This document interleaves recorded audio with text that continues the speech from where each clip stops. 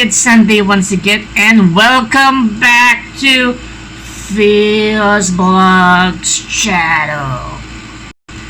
So yun na nga, so we're back. So this is our episode for today, and I'm sure you all know, or maybe some of you are still in denial, that we are all required to wear mask. Okay? Well, it's a requirement, it's a protection for us, so we just have to do it. But the good thing is, if you're at home, safe naman kayo, you don't have to wear a mask. If there's a need lang to be outside and be with somebody you don't know, socialize, interact, wear a clean mask like this, okay? But syempre, every so often we wanna go 100% fabulous with our mask. Okay, so this one is okay, but we would like to jazz it up and be bongga.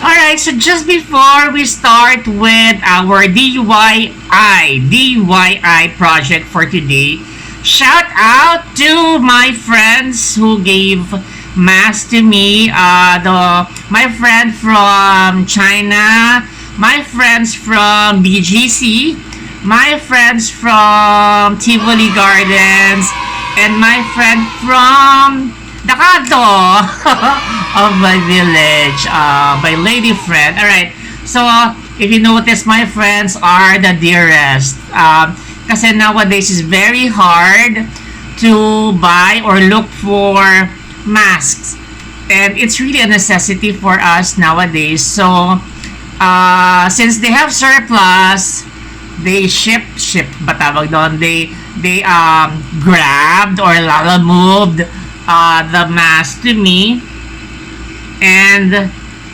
ito nga yung gagamitin natin today for the DIY. So if you're interested to have a DIY and over the top design, stay tuned.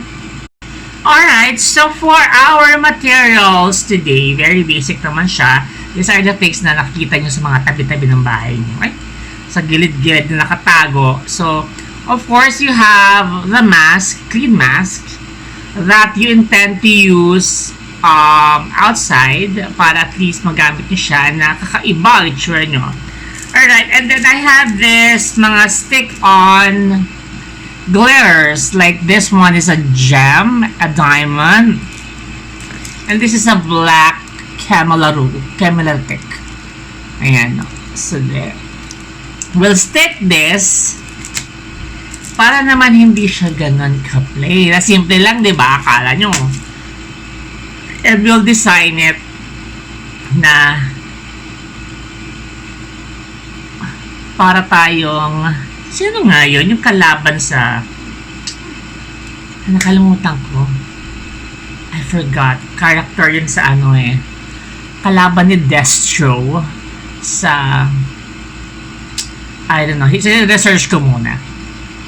So, alright. We're now starting. So, make sure when you're designing mga stick-ons, align sila on the other side too. So, pantayin nyo na sila para hindi na kayo later mangangapa kung ano yung ginawa nyo sa kabilang side. So, kung naglagay kayo dito sa isa, at the same time, maglagay na ka sa kabila para pantay na siya. Okay? I'll just continue with this. I think I'm happy with my design. So, this is what I'm gonna look like. Look like that I'll go for. Yeah, so, not much. By the way, if you're wondering, do you have to throw this after one usage? You can reuse this and then just put adhesive after. Okay? So, after one day na nagamit nyo na yung mask, syempre, you cannot reuse the mask. Kadire! So, remove mo lang yung mga studs kung nanghihinayang ka. Okay? And, kasi naka-stick-on lang naman yan eh. Just have mga kahit the Elmers and then reuse it. Make sure lang you have clean hands para you don't get to contaminate yung mask na ginagamit mo, right? Before you even use it. Kasi nga, hinahawakan mo siya like so. Ako, nag-sanitize ako properly, I wash my hands, and then nag-alcohol ako bago ko to kinalikot. Okay? So there, that's the finished product. Alright, and that's it for our vlog today. It's a rather very short and just for fun activity that we have today. Again, my name is Eric Capacia and I do weekly vlogs. By the way, I'll remove my mask. So for today, we're wearing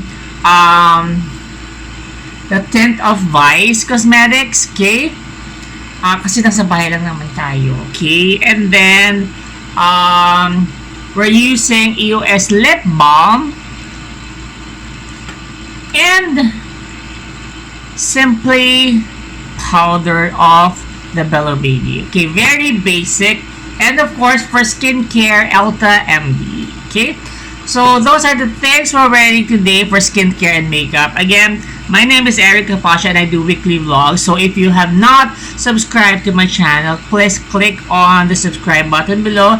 And don't forget na rin to click on the bell so that you are notified every time I have fresh vlogs every Sunday. Okay? That's it. And again, my wish for you is that you are all safe at home. Stock up on food as much as possible. Don't go out if there's really no urgency to do so. That's really the message of it all while we're doing this, to be safe at home. And to avoid being infected by the virus that is going around, not just in our country but globally. Okay, it has really impacted us in many ways. So again, it has been extended. Our lockdown has been extended until May 15. So make sure you are productive, safe at home, and that's it. And I'll see you on the next one. Lord, heal our land. Father, heal our land. Hear our cry and turn our nations back to you. Lord, heal our land. Hear us, O Lord, and heal our land. Forgive our sins and heal our broken land.